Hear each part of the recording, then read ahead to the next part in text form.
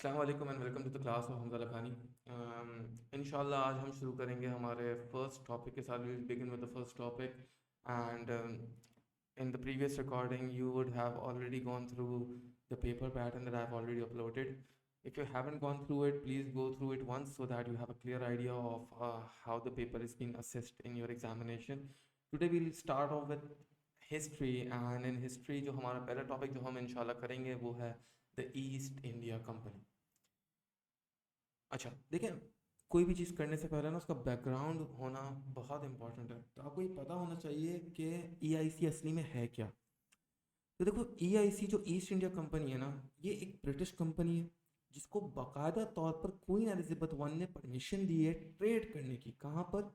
Eastern regions के अंदर। अब सवाल आता है, सर क्यों? Why was there need to give them permission to trade in the east? Problem ये था कि ड्यूरिंग द 16th सेंचुरी या 15th सेंचुरी में बात करें तो टोटल जो इंडिया या इंडोनेशिया, जो ये हमारे ईस्टर्न रीजन है जो ट्रेड के लिए बड़े मशहूर थे, इस पर टोटल मोनोपोली थी कुछ नेशंस की। जैसे आप बात करें तो स्पेनिश नेशन है, आप बोलें तो पोर्चुगीज़ नेशन है, आप बात करें डच है, ये कुछ लोग थे, फ्रेंच है, ये कुछ लोग थे जो बाकायदा तौर पर बड़ा मोनोपोली रखे हुए थे ट्रेड के अंदर। अब प्रॉब्लमेटिक बात ये थी कि जब यूरोप की साइड पे जाते थे तो अगर ब्रिटिश को नीड है या किसी दूसरे यूरोपियन नेशन को नीड है किसी भी प्रोडक्ट की, इंडियन प्रोडक्ट की, for example India was very famous, India Indonesia both of the regions were very famous for cotton, silk, आप कह सकते हैं ज्वेलरी, आप कह सकते हैं स्पेशली स्पाइसेस। अब प्रॉब्लम ये था कि दूसरे नेशन जब ये चीज़ें बेचते थे तो ये कुछ एक्स्ट्रा प्रॉफिट्स लेने की कोशिश करते थे ब्रिटिशर्स से। अब ब्रिटिशर्स हमेशा ये मिडिल मैन से इसकी ब्रोकरी करते थे, खरीदते थे। अब प्रॉब्लम ये अराइज होता है कि ब्रिटिशर्स को ना कभी इतना ज़्यादा प्रॉफिट कमाने को मिलता ही नहीं था, और सर्टेनली पोर्चुगीज ज़्यादा प्रॉफिट कमाते थे क्योंकि वो डायरेक्टली ट्रेड करते थे, वो मिडिल मैन से कभी ये चीज़ें बाई नहीं करते थे। तो सर्टेनली सब कॉन्टिनेंट है ना, वो दुनिया की एक तो सबसे इंपॉर्टेंट जगह बन गई थी। और ब्रिटिशर्स चाहते थे कि जो प्रॉफिट्स डच, फ्रेंच, पोर्चुगीज या स्पेनिश कमा रहे हैं, जो कि यूजुअली 4 टाइम्स होता था, वो ब्रिटिशर्स भी कमाना चाहते थे। तो गालिबन बात आई कुछ 1598 की, 1599 की, कि आपके पास ट्रेडर्स की, ब्रिटिश ट्रेडर्स की एक मीटिंग बैठती है और वो डिसाइड करती है कि अब हमें ना इंडिया जाना पड़ेगा। क्या करने के लिए? ट्रेड करने के लिए। अच्छा भाई, इंडिया तो जाएंगे ट्रेड करने के लिए। इंडिया जाने का फैसला नहीं था, फैसला था उस वक्त जाने का सब कॉन्टिनेंट के, सब कॉन्टिनेंट के रीजन्स और अतराफ के अंदर। बेसिकली दो नेशंस थे बहुत मशहूर थे, इंडोनेशिया मैंने आपको बताया और इंडिया मैंने आपको बताया। अच्छा, अब इंडिया के अंदर ट्रेड करने जाना है, इंडोनेशिया में ट्रेड करने जाना है, यानी आप समझे अभी ईस्टर्न रीजन्स में जाने का प्लान है। ट्रेडर्स बोलते हैं भाई हम भी प्रॉफिट कमाएंगे, हमें भी प्रॉफिट्स अर्न करने हैं। सर्टेनली वो डिसाइड करते हैं कि यार अब हम जाएंगे। कहाँ जाएंगे? ईस्टर्न रीजन्स में जाएंगे। लेकिन अब ये काम करने से पहले ना बहुत ज़रूरी था कि क्वीन से परमिशन ली जाए, ब्रिटेन की क्वीन से। तो 1599 के अंदर एक प्रॉपर पिटिशन ट्रैक तैयार किया जाता है, और क्योंकि कंपनी ड्राइव करनी है ना, तो ये सारे जो ट्रेडर्स मीटिंग में थे ना, ये कुछ पैसे भी जमा करते हैं। क्योंकि आप जब एक कंपनी को भेजोगे, आप एक कंपनी सेटअप करोगे, आपको ट्रेड में हेल्प करेगी, तो आप कोर्स इसके लिए पैसे जमा करना बहुत ज़रूरी है। किसी ट्रेडर ने 2000 पाउंड दिए, किसी ट्रेडर ने 3000 पाउंड दिए, सब अपनी हैसियत के हिसाब से पैसे जमा किए, और एंड में पता चलता है 30,100 पाउंड जमा हो चुके हैं, जो कि कंपनी बनाने के लिए इनफ थे। लेकिन जाहिर सी बात है, परमिशन चाहिए थी। किसकी परमिशन चाहिए थी? क्वीन की। तो 1600 के अंदर क्वीन एलिजाबेथ वन के पास ये परमिशन पिटिशन जाती है कि भैया परमिशन दे दें हमें ईस्ट ट्रेड करने की, क्योंकि हम वहाँ पे ट्रेड करके प्रॉफिट अर्न करना चाहते हैं। अच्छा, queen Elizabeth was also fine with it, and उन्होंने परमिशन दे दी ट्रेड करने की। अच्छा, याद रखिएगा कि पहले जब ये कंपनी सेटअप होती है या इसको ट्रेडिंग की परमिशन मिलती है, तो इनिशियली इसका नाम ईस्ट इंडिया कंपनी नहीं था। इनिशियली इसका नाम क्या था? If you will focus on your screens, I've already written it. The Governor and Company of Merchants of London Trading into the East. So this was the initial name of the company that was kept. अच्छा, क्यों ये important है note करने के लिए? क्योंकि ये side सी बात, अगर कल कल एक 4 मार्कर आता है आपके पेपर के अंदर, और 4 मार्कर के अंदर क्योंकि आपको 4 फैक्ट्स लिखने हैं, तो उसमें आपको ये एक एक्स्ट्रा मार्क दे देगा। तो खैर ये ज़्यादा पेपर में असेस तो नहीं होता, लेकिन क्योंकि ये बैकग्राउंड बहुत इंपॉर्टेंट है, तो इसलिए मैं थोड़ा सा डिटेल में कराऊंगा। जो चीज़ें मैंने आपके नोट्स में लिखी हैं, that that would play a very important role, वो आपके सिलेबस में थोड़ा बहुत हिस्सा, थोड़ा बहुत रोल प्ले करेंगी। तो आपने कोशिश ये करनी है कि आप अपनी रिकॉर्डिंग, जब आप ये वीडियो देख रहे हो तो आपने ये पॉज करनी है एंड कॉपी करना है। देखिए राइटिंग बहुत ज़रूरी है, जितना आप एग्ज़ाम में लिखेंगे उतना ही ज़्यादा आप लर्न कर पाएंगे, आप चीज़ें मेमोराइज कर पाएंगे, आपको चीज़ें याद रहेंगी। तो मेरा मशवरा मेरे हर एक स्टूडेंट को यही है कि बेटा आपने है ना कोशिश करके क्या करना है, आपने कोशिश करके हर चीज़ को लिखना है, ठीक है। सो वही चीज़ मैंने लिखी हुई है, the permission to trade was granted to EIC by whom, by Queen Elizabeth one. और ये जो सीधे हाथ पे आपको आपकी इमेज दिख रही है, ये एक क्वीन एलिजाबेथ की पेंटिंग है, यूजुअली फ्रॉम दैट एरा, जहाँ पे क्वीन एलिजाबेथ वन जिंदा थी, हयात थी, ठीक है। इसके बाद मैंने आपको उसका नेम भी बता दिया। अच्छा, अब इनिशियली प्रॉब्लम ये था कि पैसा भी है और ईस्ट का भी है ना, ब्रिटिशर्स ने एक्सप्लोर नहीं किया था। तो अब ब्रिटिशर्स को ट्रेड करने जाना है, 4 शिप्स रेडी थी ट्रेड करने जाने के लिए। इसमें से एक शिप का नाम रेड रेड ड्रैगन था, और गालिबन कहा यह भी जाता है कि ये जो शिप थी ना, ये बाकायदा तौर पर एक पायरेट शिप थी। अब आप सोचें, एक पायरेट शिप है, उसमें लेबर कौन आ रही है, तमाम लेबर प्रिजनर्स हैं, ये डकैत हैं, ये आपके पास थेफ्ट करने वाले लोग हैं, इसमें से कुछ लोग रेपिस्ट भी हैं। ऐसे लोग आ रहे हैं इंडिया के अंदर। तो अगर मैं कहूँगा आगे जाके कि ब्रिटिश को इन लोगों ने लूटा, तो आप ये नहीं कहेंगे कि क्यों sir, why were they doing so much persecutions upon the Indians. क्योंकि अब आपको पता होना चाहिए कि इधर जो कैलिबर का आदमी आ रहा है ना, वो बेसिकली वो आदमी है जो कि एक प्रिजनर है, जो कि एक पायरेट है। और आप पायरेट या प्रिजनर से एक्सपेक्ट क्या करेंगे? आप उससे एक्सपेक्ट यही करेंगे ना कि वो क्या करेगा, वो आके आपके यहाँ पे गंदगी पैदा करेगा। तो ब्रिटिशर्स ने जो किया, that is certainly a state जहाँ पे तुम्हें समझ जाना चाहिए कि यार वहाँ पे जो ब्रिटिशर्स लोग आ रहे हैं ना, जो वो अपना लेबर भेज रहे हैं, वो उसका कैलिबर ही ऐसा है, ठीक है। अच्छा, 4 शिप्स निकलती हैं, और 4 शिप्स निकलने के बाद सर्टेनली ये शिप्स पहुंचती हैं कहाँ पर? ये शिप्स पहुंचती हैं सबसे पहले इंडोनेशिया। 1604, मैंने लिखा हुआ नहीं है, इंपॉर्टेंट भी नहीं है ज़्यादा, अगर लिखना हो तो लिख लीजिएगा अपने पास। 1604 में ये सारी शिप्स पहुंचती हैं कहाँ पर? इंडोनेशिया के अंदर। अच्छा, ये इंडोनेशिया शिप्स पहुंच तो गई हैं, लेकिन वहां पे ऑलरेडी मोनोपोलीज मौजूद थी। किसकी मोनोपोलीज मौजूद थी? डच हैं, पोर्चुगीज हैं, और स्पेशली स्पेनिश।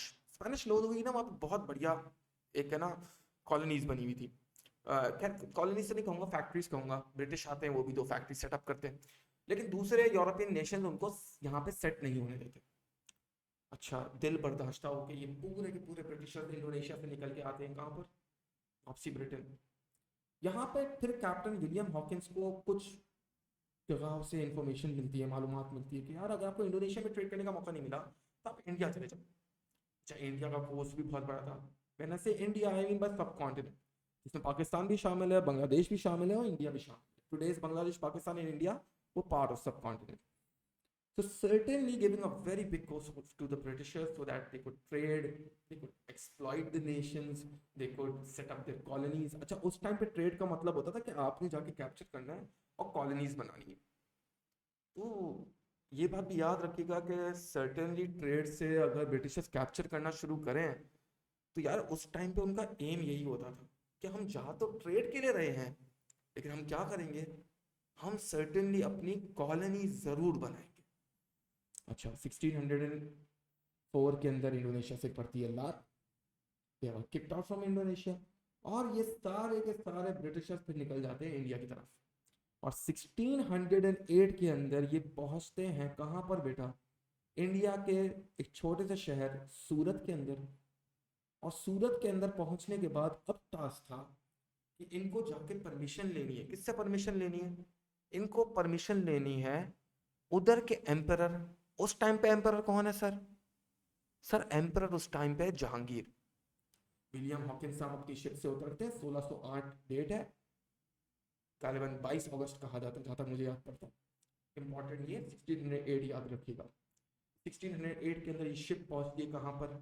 इंडिया के स्टेट सूरत के अंदर। सूरत के अंदर शिप तो आ गई है, जहांगीर के कोर्ट में जाता है विलियम हॉकिंस। अच्छा ना, फुल इसको टर्किश जबान आती थी ना, Turkish was the most common language at that time. वो जाके बड़ा इन्फ्लुएंस करने की कोशिश करता है ना, वो जहांगीर को पटाता है, मनाता है, और तकरीबन 3 साल तक जहांगीर के कोर्ट में रहता है।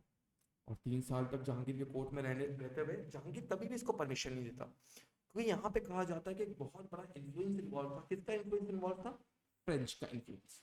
अच्छा सर, लेकिन फ्रेंच के कहने पर जहांगीर परमिशन क्यों डिनाई कर रहा है? क्योंकि फ्रेंच है ना, वो बहुत अच्छा ट्रेड करते थे उस टाइम पर, तो वो मुगल्स को प्रॉफिट्स ही बहुत ज्यादा देते थे।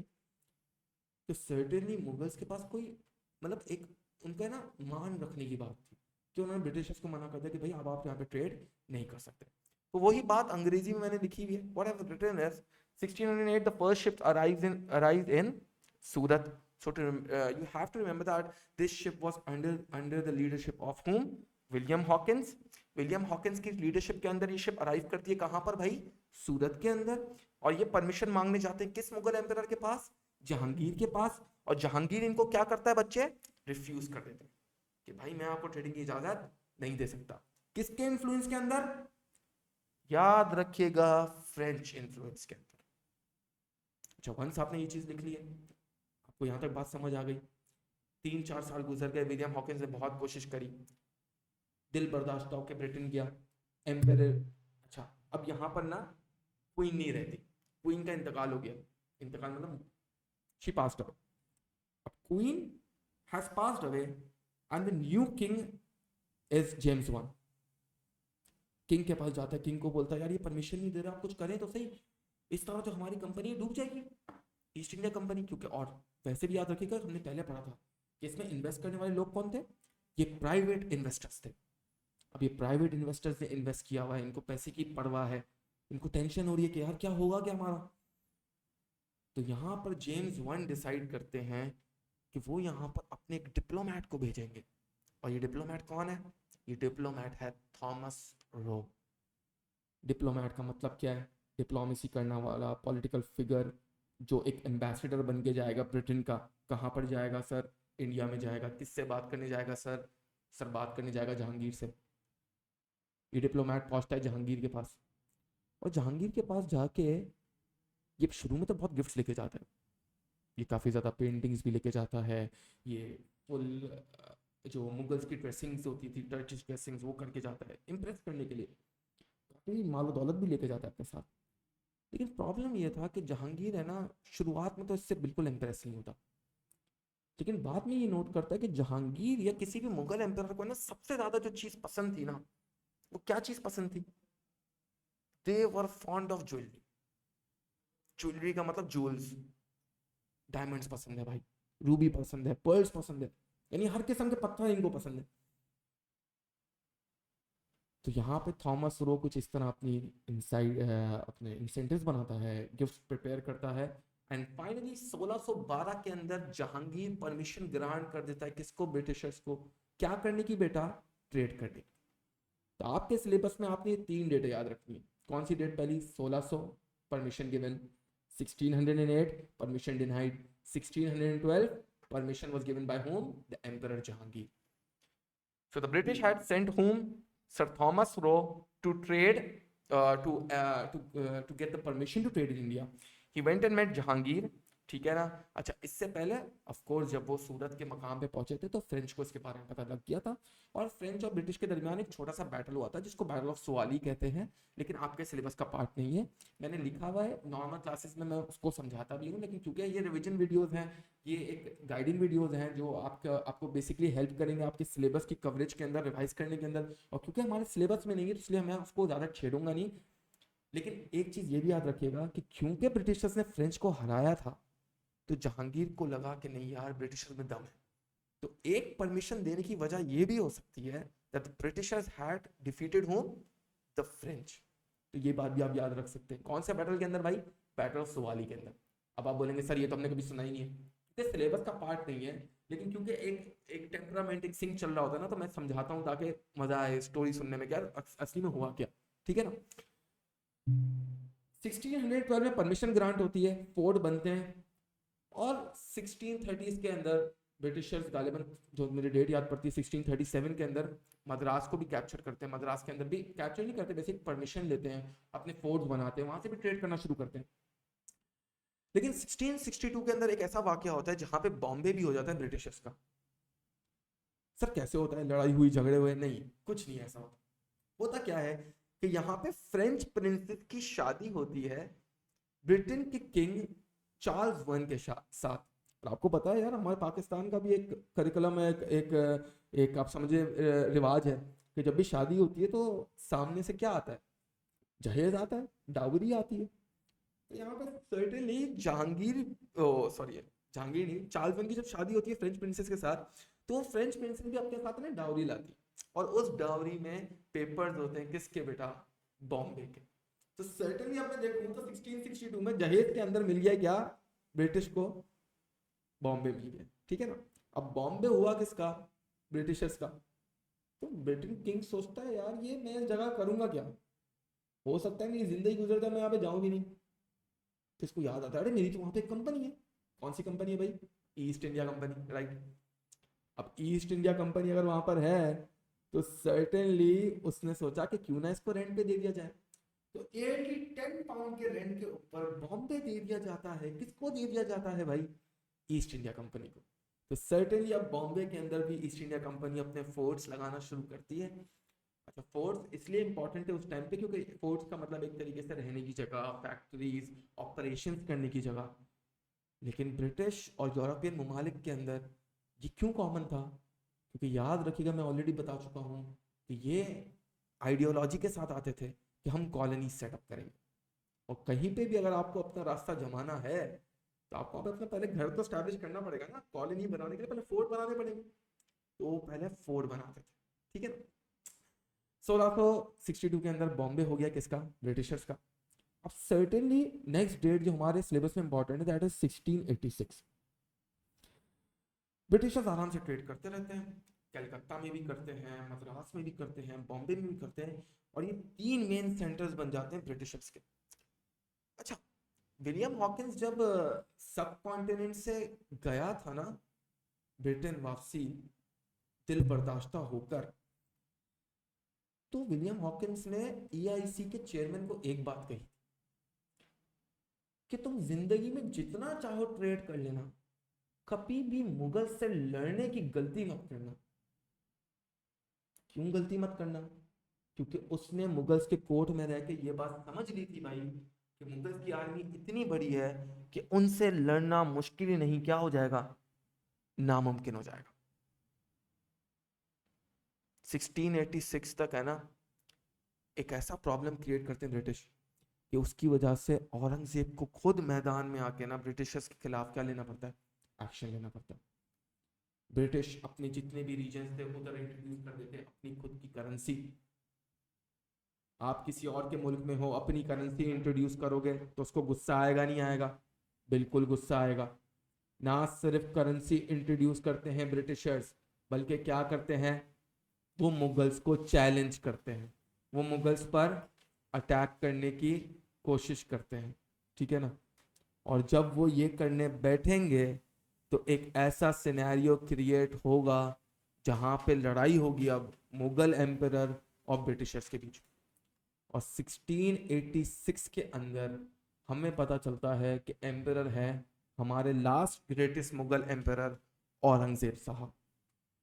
अब औरंगजेब एम्परर है, औरंगजेब को पता चलता है कि ब्रिटिशर्स उंगली करने की कोशिश कर रहे हैं, ब्रिटिशर्स अटैक करने की कोशिश कर रहे हैं। अरे बॉस, ऐसे प्रॉब्लम, ऐसी सिचुएशन में क्या करना चाहिए? औरंगजेब ने बोला ठहर जाओ, अभी मैं जिंदा हूँ। 1,50,000 की फोर्स लेके गया औरंगजेब ब्रिटिशर्स के बाद, और ऐसी तबाहकुन डिफीट दी ब्रिटिशर्स को कि कहा जाता है कि ब्रिटिशर्स के एक भी फोर्ट को औरंगजेब ने नहीं छोड़ा। यानी अब तमाम जो जगह ब्रिटिशर्स की थी वो किसकी हो चुकी है? औरंगजेब। विलियम हॉकिंस के लाख मना करने के बावजूद ब्रिटिशर्स ने ये कदम उठाया। एंड व्हेन आई से ब्रिटिशर्स आई से private investors of Britain, I am not talking about the government yet. तो ये बात आपने याद रखनी है कि अभी गवर्नमेंट का नहीं हुआ, अभी ब्रिटेन क्वीन का कंट्रोल है लेकिन उसका कोई इससे वास्ता नहीं है। और 1686 में बैटल हारने के बाद 4 साल तक ब्रिटिशर्स क्या करते हैं? वो लगातार एम्परर से माफी मांगते रहते। रोज बरोज माफी मांग रहे हैं, माफी मांग रहे हैं, माफी मांग रहे हैं। औरंगजेब डिनाई करते जा रहे हैं। 1690 में जाके जब ब्रिटिशर्स के बहुत सारे गिफ्ट आ गए औरंगजेब के पास, औरंगजेब ने बोला चलो यार दे दो माफी। और मुझे लगता है हिस्ट्री के अंदर जो मेरा एनालिसिस है कि सबसे बड़ी गलती थी बाद मुगल एम्परर्स। अगर वो उस वक्त माफी नहीं देते तो आज हिस्ट्री ऑफ सब continent would be something else. लेकिन हिस्ट्री का मतलब सिर्फ पढ़ने का, क्योंकि चीजें हो चुकी हैं तो वो गलती कर चुके हैं। हम सिर्फ एनालिसिस करके आपको बता सकते हैं भाई ये चीज हो सकती थी, लेकिन हमको इस पे आपको ये नहीं बोल सकते कि ये हुआ। ठीक है ना। तो खैर बात कर सकते हैं हम इस पे। 1690 तक ब्रिटिश के पास माफी के बाद अब 3 जगहें वापसी आ गई हैं। सर कौन सी जगह आई हैं? 3 जगहें आई हैं। बॉम्बे भी ब्रिटिश का है अब, मद्रास भी ब्रिटिश का है, और कलकत्ता भी अब ब्रिटिश का है। ब्रिटिश का है मतलब क्या, वो वहां से ट्रेड कर रहे हैं और वहां पे उनका कंट्रोल अच्छा खासा है। और इधर ही मैं डालता हूं अपनी ये 100 साल की हिस्ट्री के ऊपर एक फुल स्टॉप। और नेक्स्ट जो हमारे सिलेबस का पार्ट है वो है 1707 में औरंगजेब साहब का दुनिया से पर्दा फरमा के चले जाना। इन 1707 औरंगजेब पास्ट अवे।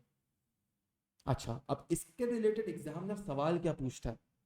देखो बेटा, इसके रिलेटेड एग्जामिनर तुमसे पेपर में ना बेटा 2 सवाल कर सकता है अभी तक जो पास पेपर में देखे गए। एक तो वो तुमसे एक जनरल सवाल पूछ सकता है 4 मार्क का। वो 4 मार्क का सवाल क्या है? What was EIC? ईआईसी क्या थी? तो तुम सर्टेनली, मैंने ऑलरेडी बताया हुआ है आपको बात, कि जब भी एक 4 मार्कर का क्वेश्चन आएगा बेटा, कितने पॉइंट्स लिखेंगे? आपने पॉइंट्स को नहीं देखना, आपने फैक्ट्स को देखना है। कितने फैक्ट्स लिखूंगा सर? 4 फैक्ट्स लिखूंगा बेटा। 4 फैक्ट्स लिखने हैं, ठीक है ना। मैंने 4 लिख के दिए हैं, आप 4 कोई और भी लिख सकते हैं। जैसे आप ईआईसी का ओरिजिनल नेम लिख सकते हैं, the company of governors and merchants of London trading into the east, the original name of EIC, then it came to be known as east India company. अच्छा, सिर्फ ब्रिटिश क्योंकि British के तो उसको British east India company कहते थे। बाकी जितने रीजन्स भी थे वो भी सब अपने आप को ईस्ट इंडिया कंपनी ही कहते थे, क्योंकि वो ईस्टर्न रीजन पर ट्रेड करते थे। जैसे फ्रेंच की कंपनी को फ्रेंच ईस्ट इंडिया कंपनी कहेंगे, पोर्चुगीज की कंपनी को पोर्चुगीज ईस्ट इंडिया कंपनी कहेंगे। ठीक है ना, तो ये कॉमनली नेम थे। फिर इसके बाद आप वही जर्नलाइज 4 पॉइंट्स लिख सकते हैं। सर क्या लिख सकते हैं? फर्स्ट ऑफ ऑल किसकी कंपनी थी? The Britishers. कहाँ पे ट्रेड करने आई? ईस्ट में ट्रेड करने आई। सर ओरिजिनल नेम क्या था? The company of governors and merchants of London trading into the east, original name था। सर 1604 में इंडोनेशिया पहुंची। क्या लिख सकता हूँ? बिल्कुल लिख सकते हैं। किक आउट हुई, लिख सकता हूँ, बिल्कुल लिख सकते हैं। लेकिन कोशिश करिएगा कि अपने आंसर को, मैं 4 फैक्ट्स लिखने हैं तो मेन चीज़ें लिखिएगा। जैसे 1608 में डिनाइड परमिशन बाय जहांगीर, 1612 में given permission by Jahangir after the arrival of a diplomat. कौन सा डिप्लोमेट सर? सर डिप्लोमेट था थॉमस रो। तो इस तरीके से आप कोई भी 4 फैक्ट्स लिख सकते हैं। मैंने आंसर लिखा हुआ है, वीडियो पॉज करके जरूर इसको एक मतलब लिख लीजिएगा। मैंने पॉइंट फॉर्म में लिखा है, लेकिन आपने पैराग्राफ में लिखना है। देखिए आप है ना, आपको एग्जामिनर को ना अपने आप को प्रेजेंटेबल बनाना है। आप जा रहे हैं एग्जामिनर को इंप्रेस करने के लिए कि यार मुझे तो ये भी चीज आती है, तू कौन है? आप जब ऐसा एटीट्यूड रखेंगे तो आप अच्छे आंसर लिखेंगे। तो याद रखिएगा, पॉइंट में आंसर, मैं मना नहीं कर रहा कि गलत है या मत लिखो, मैं ये कह रहा हूं कि अच्छा नहीं लगेगा आप पैराग्राफ में लिखो। क्योंकि आप क्या करने जा रहे हो? आप एग्जामिनर को इम्प्रेस करने जा रहे हैं। एंड अगर मैं एग्जामिनर को इम्प्रेस करने जा रहा हूं तो मुझे सर्टेनली इसके लिए थोड़ी मेहनत करनी। आपको ये 4 पॉइंट्स को किस फॉर्म में लिखना पड़ेगा? Paragraph form. भले अपने ओन वर्ड्स यूज नहीं करें, सिंपली वही टर्म्स लिखे जो मैंने पीछे लिखवाई हैं आपको, आपने जो कॉपी करी होंगी। वीडियो पॉज करके हर चीज़ ज़रूर कॉपी करिएगा। जितना आप लिखेंगे उतना आपको याद होगा, और जितना आपको याद होगा उतना अच्छा पेपर होगा। सही है। अच्छा, इसके अलावा एग्जामिनर सर्टेनली आपसे एक और सवाल पूछता है एग्जाम के अंदर, वो है एक 7 मार्कर। और इधर शुरू होती है कहानी। सर पहली क्लास में सवाल जवाब करा रहे हैं, बिल्कुल आप कहीं से ही पढ़े, कोई मसला नहीं है, आप कुछ भी करें, सवाल लिखने का criteria would remain the same. मैं आज आपको एक ऐसी चीज बता दूंगा जिससे आपको है ना एक टर्म समझ आ जाएगी। आप जाते होंगे और आप अपने पास पेपर्स और मार्किंग स्कीम उठाते होंगे। अब आप एक चीज देखते होंगे, सर यार हर जगह डेवलपमेंट लिखा हुआ है, कोई बताता ही नहीं सर डेवलपमेंट करनी कैसे है। आज आपको बता दूंगा डेवलपमेंट कैसे करनी है। आज आपको वो 3 स्टेप बता दूंगा जिसके जरिए आपकी डेवलपमेंट क्या हो जाए बेटा, इजी हो जाए। आप क्या कर पाए, आप अपने आंसर्स को प्रॉपरली ट्रांसफॉर्म कर पाए, आप एग्जामिनर को वो चीज दे पाए जो चीज वो चाह रहा है आपसे।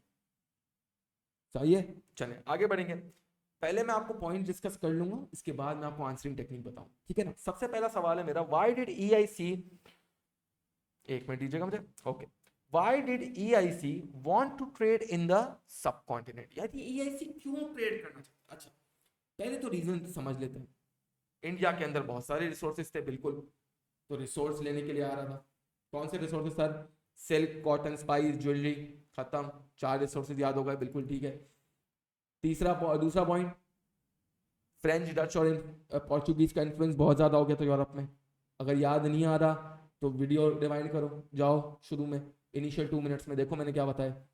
तो फ्रेंच, डच और पोर्चुगीज का ट्रेड पे कंट्रोल बढ़ रहा था, वो ब्रिटिशर्स के ऊपर आने की कोशिश कर रहे थे। तो सर्टेनली उनका कंट्रोल, उनकी अथॉरिटी, उनका इन्फ्लुएंस डिक्रीज करने के लिए ब्रिटिशर्स कहाँ आए, इंडिया के अंदर आए। क्या करने के लिए, ट्रेड करने के लिए। तीसरा पॉइंट क्या लिख सकता हूँ, अच्छा अच्छा एक बात तीसरे पॉइंट से पहले समझा दूँ जरा। आप लोग सबको पता होगा यार, अमेरिका के अंदर जगह है Carolina, south Carolina, north Carolina, ये बीचेज हैं। अब आपको इसके बारे में एक स्पेशलिटी बताता हूँ कि यहाँ पे ना विंटर्स में आप बोट नहीं चला सकते। क्यों, क्योंकि समंदर की यानी सी की जितनी भी ऊपर की लेयर होती है ना, वो सब फ्रीज हो जाती है। और अगर आप बर्फ पे बोट चलाएंगे तो ऑफकोर्स बोट सिंक हो जाएगी। सबको टाइटैनिक याद होगी ना, हाँ, एक छोटे से आइसबर्ग ने टाइटैनिक की इन्ना लिल्लाहि व इन्ना इलैहि राजिऊन कर दिया था। अब सब कॉन्टिनेंट के अंदर है ना, समंदर पे कभी बर्फ ही नहीं जमती। अब बर्फ नहीं जमती तो यानी पोर्ट खुला हुआ है, और पोर्ट साल के 365 दिन खुला हुआ है, और इस पोर्ट पर है वार्म वाटर। और वार्म वाटर्स का फायदा क्या होता है, वार्म वाटर्स का फायदा ये होता है कि भाई आप इस पर पूरा साल ट्रेड कर सकते हैं, पूरा साल पैसे कमा सकते हैं। आपको हाइबरनेट करने की जरूरत नहीं है, कभी बैठने की जरूरत नहीं है। यानी तुम पूरा साल क्या कर सक रहे हो भाई, ट्रेड कर सक रहे हो, प्रॉफिट कमा सक रहे हो। तो ये आप तीसरा पॉइंट ले सकते हैं। और भी चीजें हैं डिटेल में, लेकिन अभी हम इन 3 पॉइंट पे फोकस करते हैं तो समझेंगे कि पेपर में लिखना कैसे। अब ये 3 पॉइंट है, स्क्रीन पे आपको दिख रहे होंगे, अंग्रेजी भाषा में लिखे हुए मैंने, बिल्कुल देख लीजिएगा एक मतलब। For resources, silk, spices, jewellery, और इसके अंदर ब्रिटिशर्स ट्रेड करना चाहते थे to decrease the influence of home, French, Dutch and Portuguese basically in the Europe. और subcontinent had what, warm waters where trade could be done for 365 days of the year. So certainly increasing the amount of trade, increasing the amount of influence, increasing the amount of profit that could be earned from this trade. Sir क्या ये 3 point लिखने से marks मिल जाएंगे, नहीं। इसको examiner कहता है कि आपने सिर्फ रीजन आइडेंटिफाई किए, आपने उसको डेवलप नहीं किया। तो सर बताएं ना डेवलप करने का क्या तरीका है। तो बेटा देखेंगे गौर से स्क्रीन के ऊपर। तो अब मैं आपको आपके डेवलपमेंट का इसेंशियल पार्ट बता रहा हूँ कि आपने अपने एग्जाम में अपने आंसर्स को किस तरीके से डेवलप करना।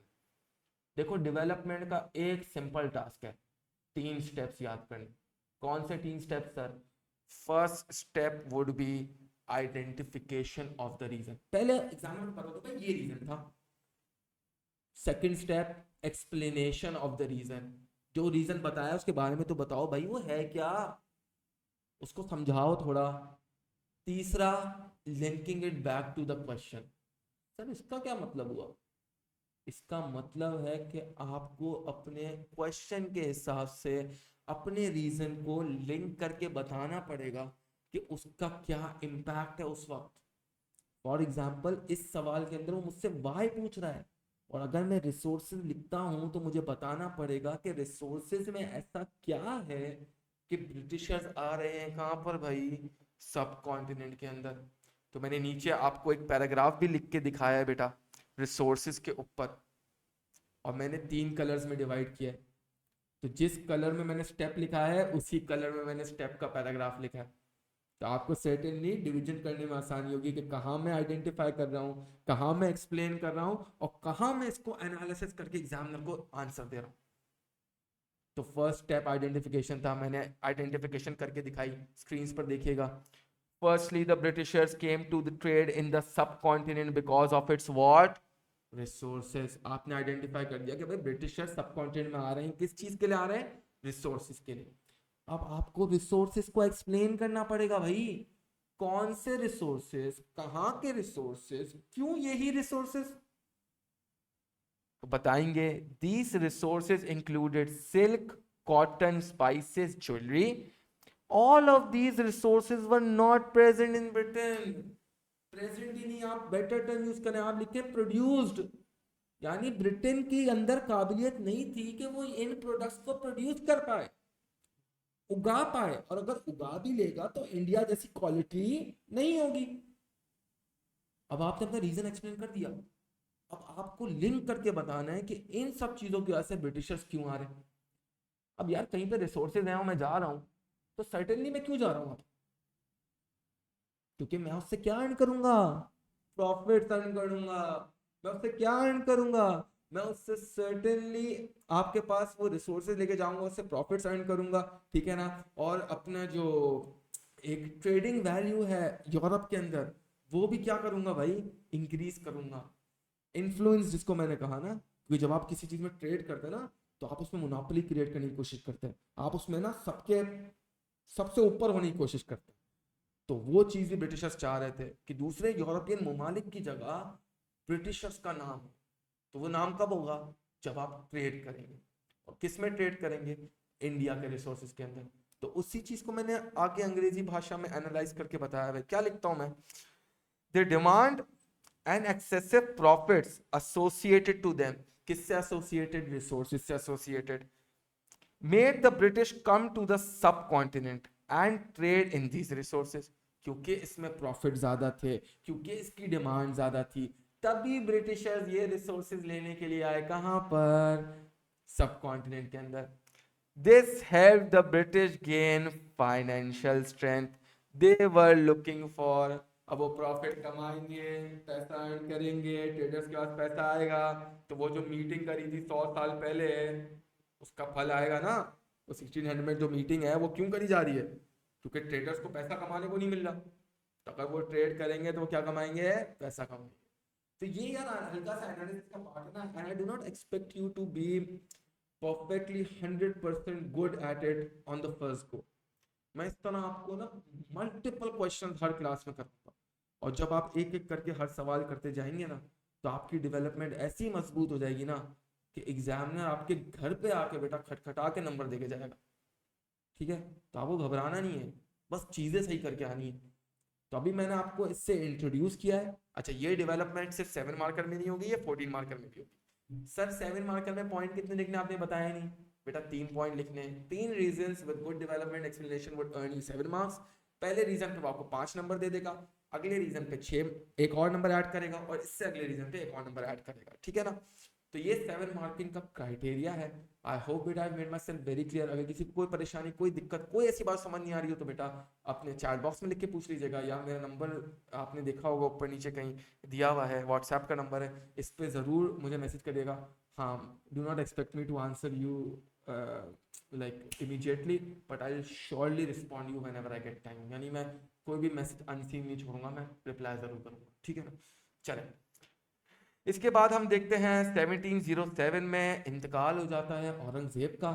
और औरंगजेब के इंतकाल के बाद तकरीबन 10 साल के अंदर 4 मुगल एम्परर्स रिप्लेस होते हैं, और सर्टेनली शुरू होता है डिक्लाइन ऑफ मुगल एम्पायर। और यहाँ पर कहानी पहुंचती है 1750s के अंदर। अब 1750s के अंदर जब हम पहुंचे हैं, तो इसकी कहानी क्या है, इसको जानने के लिए आपने थोड़ा वेट करना पड़ेगा अगले सेशन का।